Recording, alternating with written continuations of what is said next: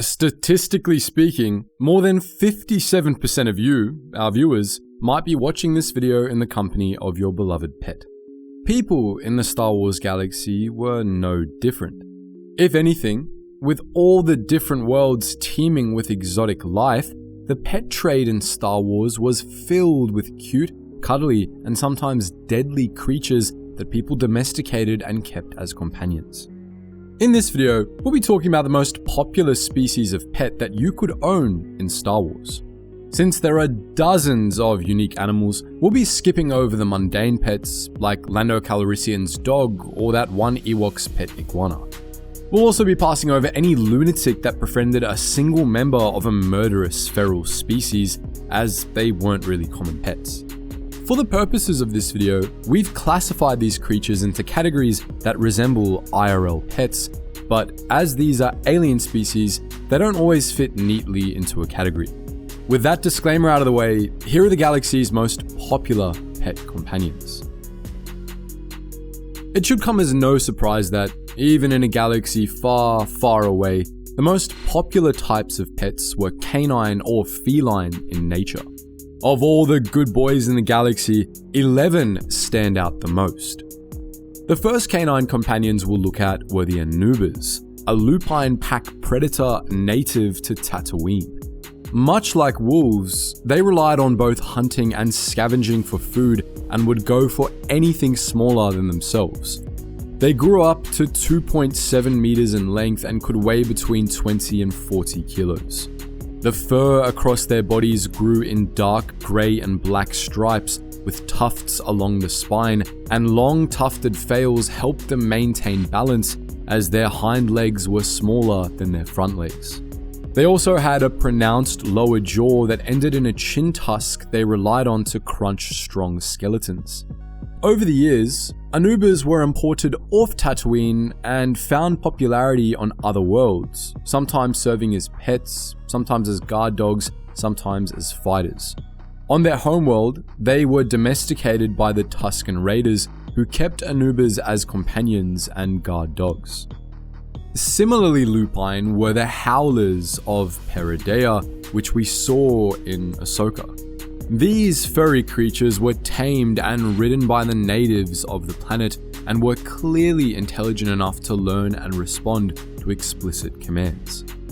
Another recent series, Skeleton Crew, brought us the At-Aden frog dog, which you might remember being walked by one of the protagonist's neighbors. These bulldog-shaped quadrupeds had the stocky body of a bulldog and the head of a frog, connected with no visible neck. Their skin was mottled brown with bulbous frog eyes and small ear holes. Their frog-like mouths were filled with rows of sharp fangs. Like many dogs, these domesticated animals were fiercely loyal to their owners, inquisitive and quite protective. Their bright and friendly nature made them ideal pets. Kusaks, native to the planet Loth, were another pack-hunting animal that, to us, resemble giant schnauzers. They were particularly valued for their loyalty, as it was said they were loyal to the death once befriended. Native to Corellia were the Corellian or Sibian hounds, known to be particularly quick and nimble. Locals domesticated the breed and used them for hunting and tracking, as they were agile and had a strong sense of smell. They could also be used as protection dogs, favored by gangs as guard or attack dogs. Their most distinctive features were the bone ridge along the crest of their heads, from head to shoulder, and their teeth, which could regrow. Similarly agile were the Kimas of Talos, one of the two worlds in orbit around Centerpoint Station. Primarily, they preferred to hunt alone in remote rural areas, though sometimes were known to form packs. They were mainly known for their intimidating growls, but were herbivores in nature. Beastmasters across the galaxy preferred the Kima as a companion. From Kobaria came the swamp dogs, which had green fur, purple tongues, and noxious stomach acid. They had been domesticated a long time ago and were prized companions for their stamina, intelligence, and obedience. The next creature we'll include here were the strills of Mandalore, which grew up to 1 meter long and had 6 legs. Their skin was covered in gold or grey fur with many leathery folds and long thin tails, which gave them an off-putting appearance for most people. They also gave off a particular odour that was repulsive to most men. Despite their unappealing characteristics, many Mandalorians took to keeping them as pets, relying on their ferocious characters in hunting. In fact, because the strills, or strille in Mandalore, were so long-lived, they often became companions for life to their owners. Additionally, they were sometimes used as mounts, as the skin folds that formed between their legs could be used to glide or fly short distances, even carrying the weight of an adult humanoid. Grand Thelijan's snow dogs also possessed 6 legs, but their purpose was primarily as a pet. They had 2 sets of eyes, large heads, and small ears, and were tall enough to match the height of a human. The opposite of the snow dogs had to have been the Charhounds, a canine breed native to Elthrona in the Outer Rim. Charhounds were small and agile, capable of running long distances like a greyhound. More interestingly, they had such high body temperatures that their mouths were hot enough to melt most materials, and their urine could light things on fire. Overall, they were wiry in build with dark grey fur and orange patterns where their skin was thin enough to show the heat within. When provoked, they could even breathe fire. Despite their hazardous nature, they made for great companions. They were friendly and playful, and happy to play fetch with their owners. They were also fiercely loyal and would defend their companions. Our final canine companions are the ack-dogs from Harun Kal, though they were technically reptomammals.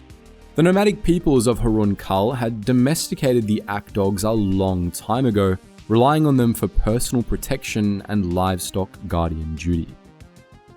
And let's just say, ack-dogs were reliable.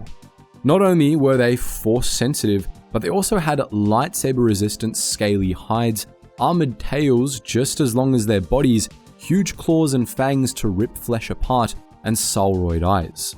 They were as large as land speeders, and the 6 vestigial horns on their head could bore into an opponent. We honestly can't imagine a better livestock guardian dog. Of course, just as popular as their canine cohorts were the felines of the galaxy, who had won the hearts of many a sentient. One popular choice came from Naboo in the form of the Tusk-cat. These big cats were characterized by a pair of tusks that grew out from their lower jaws, while a second, smaller pair grew out of their cheekbones.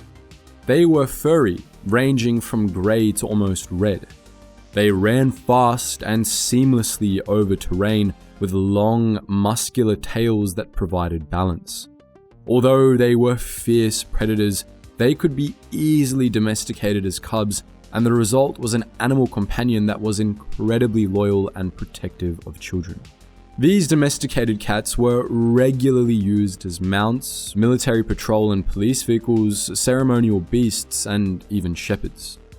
Related to the Tusk-cats were the Narglatches, native to Naboo and Ord Plutonia. Another fierce predator that was often kept as pets when they were young, the Narglatches usually grew to be too feral to keep.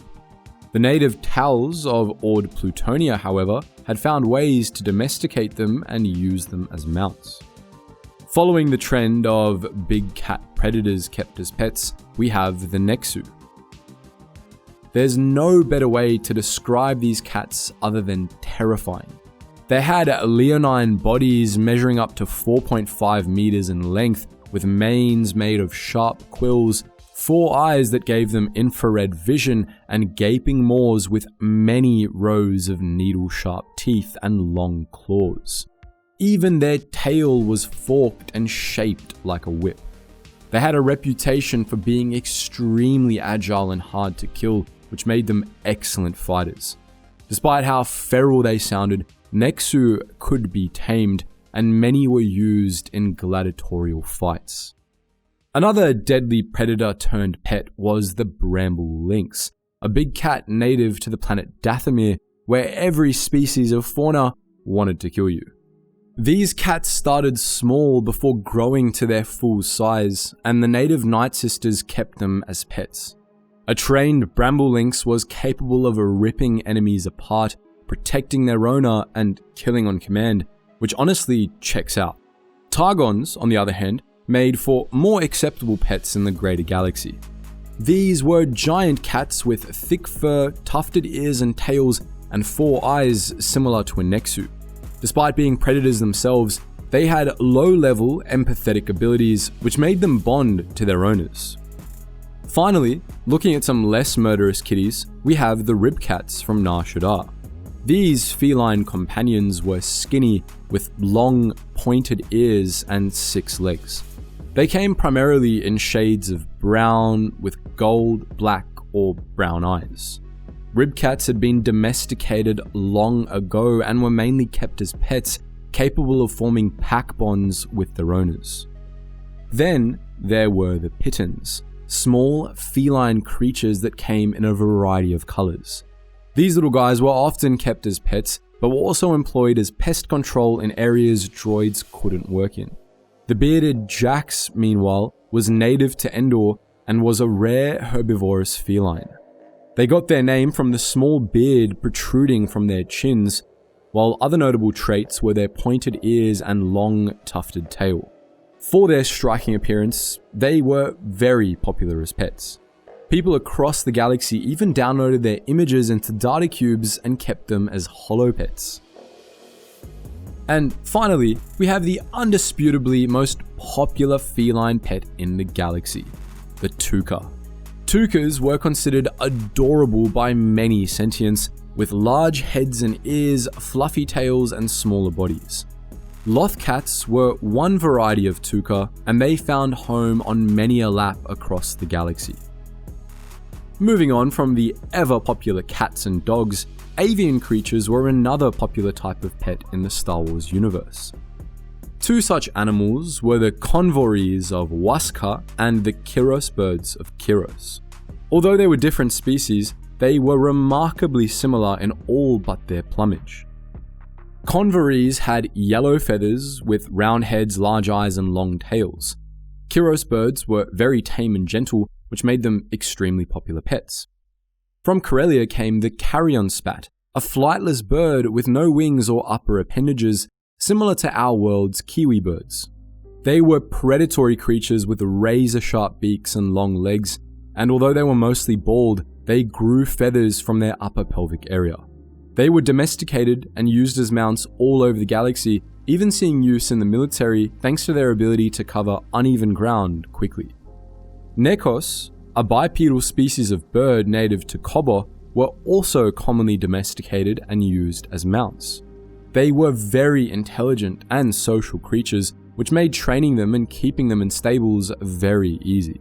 Another type of mount were the Fleftwolf, winged predators native to Talaran.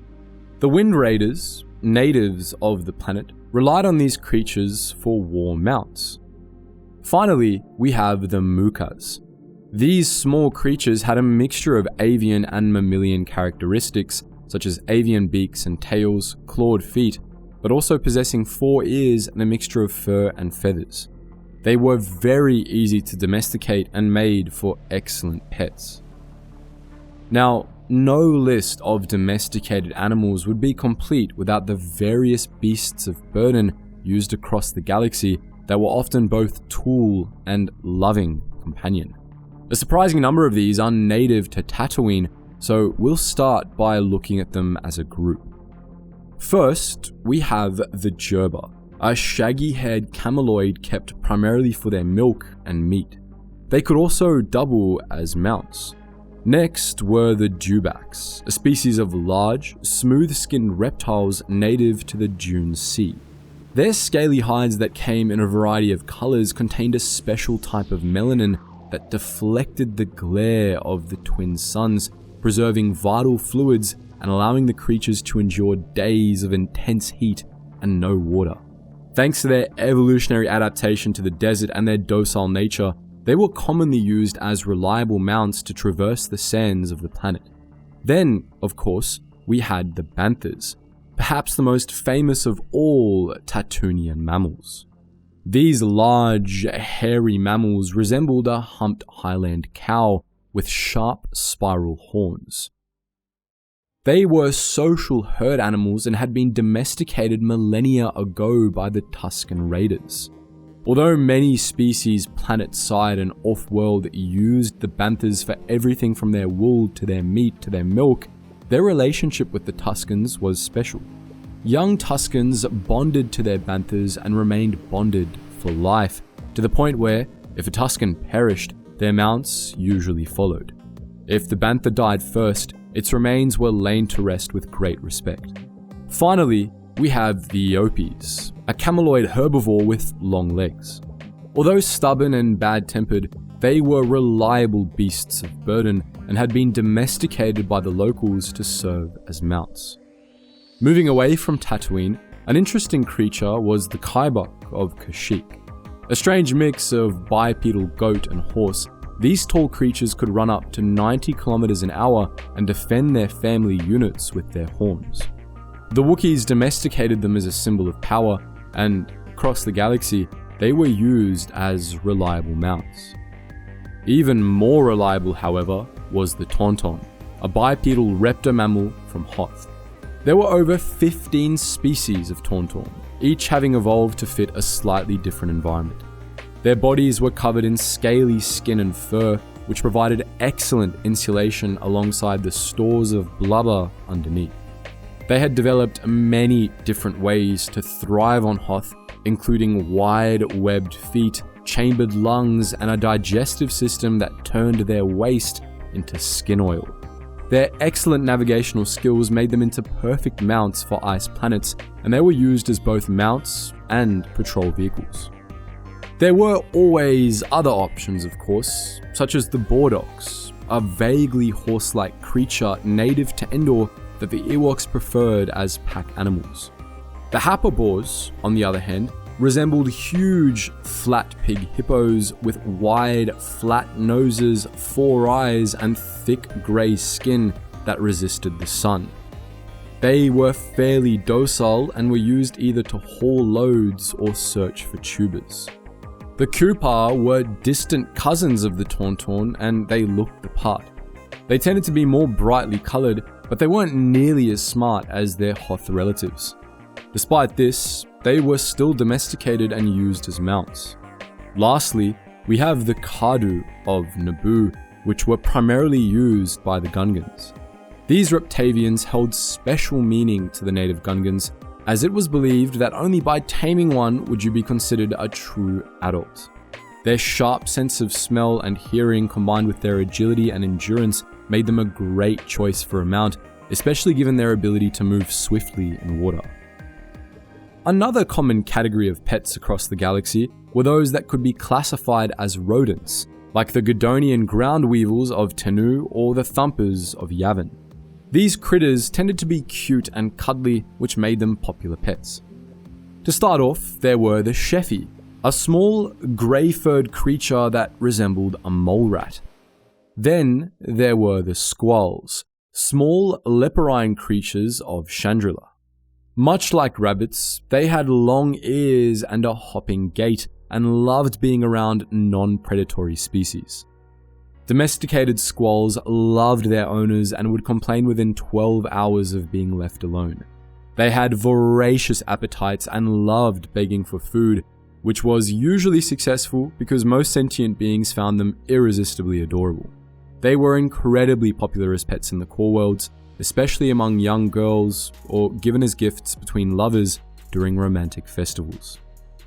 Moving to Naboo, the native Vorpax were tiny, white-furred mammals that exuded a pleasant smell and peed purple.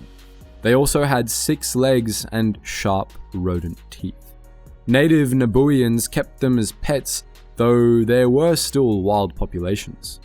On Tatooine, meanwhile, womp rats were mostly known for being pests, growing up to 2 meters in length. Although they were mostly killed on sight, it wasn't uncommon for people to keep domesticated varieties as pets. Several other species of rodent were domesticated over the years, though not much is known about them. The crew were a Chiropteran species of small creatures with large noses and ears.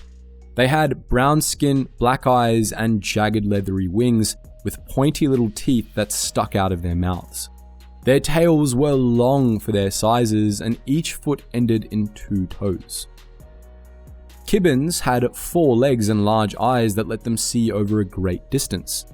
They were great runners, but due to their love for being carried and their soft fur, it wasn't long before they became pets.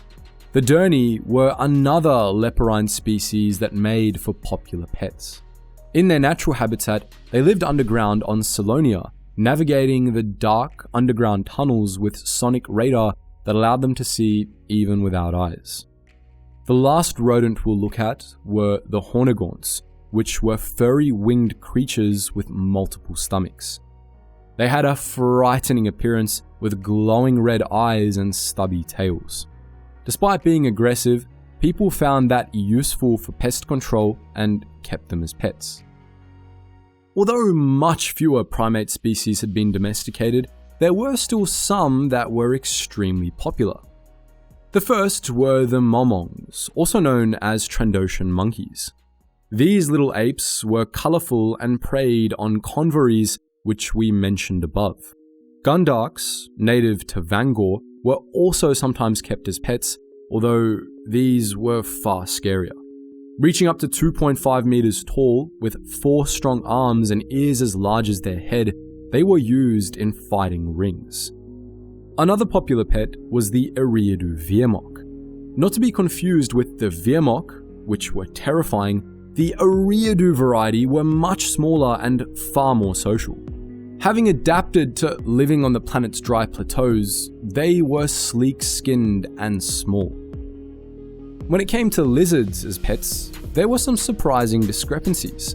There were many types of reptile that made for popular pets, such as the rock lizards of Yavin 4 or the husk lizards of Herigo. Most reptilian pets, however, didn't compare in popularity to other canine or feline counterparts. The exceptions to this rule were 2 reptilian species that had a reputation larger than life. The first of these is, of course, the fan favourite Rancor.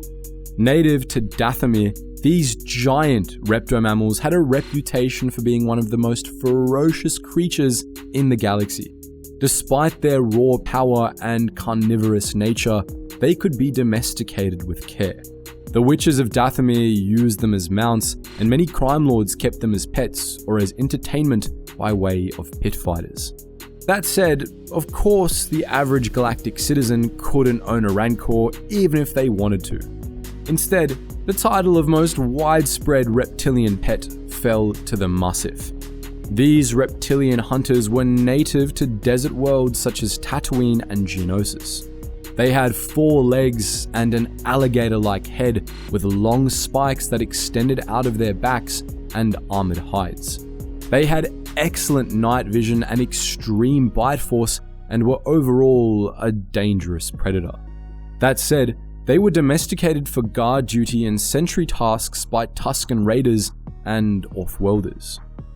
Moving on to lesser-known reptilian pets, there was the Veractyl, a majestic giant reptavian that resembled a crested lizard. Their crests were bright blue or green, and they had a line of feathers along their backs. Native to Utapau, they had been domesticated long ago and made for incredibly loyal, obedient mounts that could easily navigate the perilous vertical surfaces of their homeworld. Some other wild reptiles that could be domesticated were the Duvals and Uvaks, while Rupings and Meerkals were loyal, prized pets. The last reptilian pet we'll be looking at are the Drexels of Duxon, also known as the Warbeasts. These reptavians were as tall as a crate dragon when fully grown, with heavily muscled bodies covered in purple scales. Although extremely difficult to raise and handle, they made for loyal mounts once bonded with their riders, and the beast masters of Onderon made full use of their potential. And finally, least popular of all pet categories had to have been the aquatic pets, though some had still risen to popularity. The Welligrans, for example, were a seal-like creature native to Andrevan. They could swim in snow, using their wide pectoral fins and horns to break through crusts of ice where needed. Their fur was a pale ice blue to match their environment, with large dark eyes that seemed to stare into your soul. Far sillier was the spineless head cheese, a small, seven-legged green octopus. We only see one example of this species, but they seemed chill, relaxing on their owner's shoulders or head, or curling up into a ball and rolling along. Personally, we're huge fans.